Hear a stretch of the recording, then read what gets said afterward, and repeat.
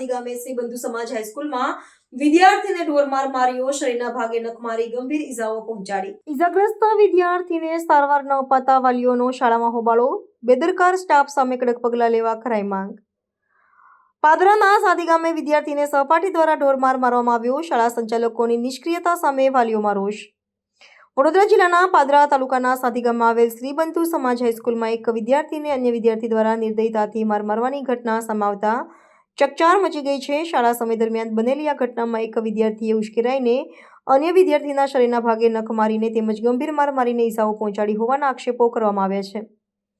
આ બનાવને પગલે ભોગ બનનાર વિદ્યાર્થીના પરિવારજનોમાં ભારે આક્રોશ જોવા મળી રહ્યો છે અને તેમણે શાળાના શિસ્તબદ્ધ વાતાવરણ પર પણ સવાલો ઉઠાવ્યા છે।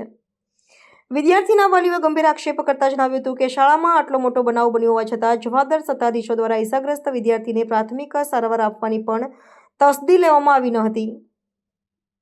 પીડિત વિદ્યાર્થી જ્યારે લોહીલુહાણ હાલતમાં ઘરે પહોંચ્યો ત્યારે સમગ્ર મામલો પ્રકાશમાં આવ્યો હતો। વાલીઓનો આરોપ છે કે શાળાના શિક્ષકો અને આચાર્યએ આ ઘટનાને દબાવવાનો પ્રયાસ કર્યો છે। ન્યાયની માંગ સાથે વાલીઓ મોટી સંખ્યામાં વિદ્યાર્થીને લઈને શાળા ખાતે રજૂઆત કરવા પહોંચ્યા હતા, જ્યાં વાલીઓ અને શાળાના સંચાલકો વચ્ચે ઉગ્ર બોલાચાલીના દ્રશ્યો પણ સર્જાયા હતા। આ ઘટના બાદ ગ્રામીણ પંથકની શાળાઓમાં વિદ્યાર્થીઓની સુરક્ષા અંગે ચિંતા વ્યક્ત કરવામાં આવી રહી છે।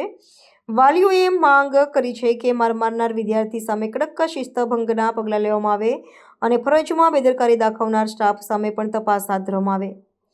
બીજી તરફ શાળા સંચાલકોએ આ મામલે યોગ્ય તપાસ કરવાની ખાતરી આપી છે। હાલમાં આ મુદ્દો સમગ્ર પાદરા પંથકમાં ચર્ચાનો વિષય બન્યો છે અને પોલીસ ફરિયાદ નોંધવાની તજવીજ પણ હાથ ધરવામાં આવી હોવાનું જાણવા મળી રહ્યું છે।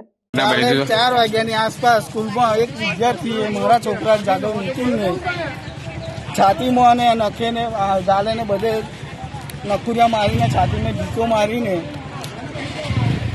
મારી છે। તો શ્રી બંધુ સમાજ હાઈસ્કૂલ સાદી એના ટીચરોએ કોઈ પણ જાતની પ્રાથમિક સારવાર આલી નથી અને અમને પણ જાણ કરી નથી। કેટલા વાગે 4 વાગે આવો બનાવ બન્યો અને 5 વાગે મારો છોકરો જ્યારે ઘરે આવ્યો ત્યારે મને આની ખબર પડી છે અને પછી હું દવાખાને લઈને ગયો છે જાતે પ્રાથમિક સારવાર માટે। અને ગઈકાલ રાતનું એને ખાધું નહીં, આમેટિંગ થાય છે। શું થયું હતું બેટા?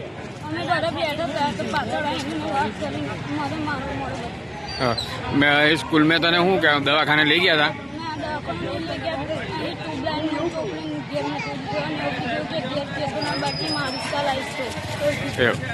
બીજું શું કહેતા હતા?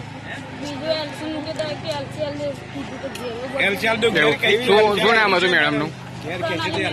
પ્રણાલી મેડમ, પ્રિન્સિપલ મેડમે કીધું હતું કે કેલ્શિયમ દઈ। ઓકે।